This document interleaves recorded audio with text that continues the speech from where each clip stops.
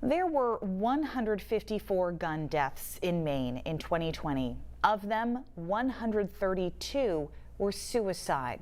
This data comes from a report that DHHS is now mandated to provide to the legislature every year. News Center Maine's Jackie Mundry reports.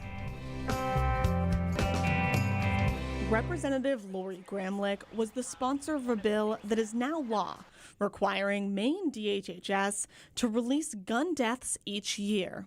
I found it to be quite revealing in terms of the death by firearms relative to suicide. She adds that suicides are a form of gun violence. The 2020 data was just released this week, and suicides accounted for 86% of all gun deaths in Maine.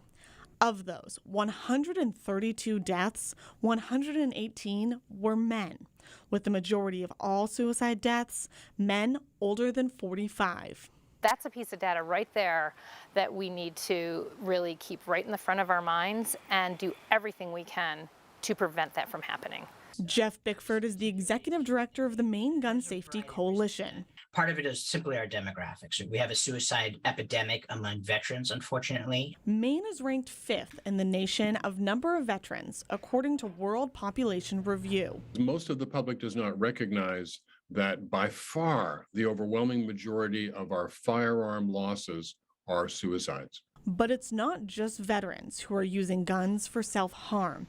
And suicide prevention experts at NAMI Maine say that suicide prevention is up to everybody. Up to everybody to check in on your loved ones and neighbors and talk about it in order to lower the number of gun suicides. In Old Orchard Beach, Jackie Mundry, News Center, Maine. Gramlich says DHHS is currently working on the 2021 numbers, and after those are done, the numbers will be released every January.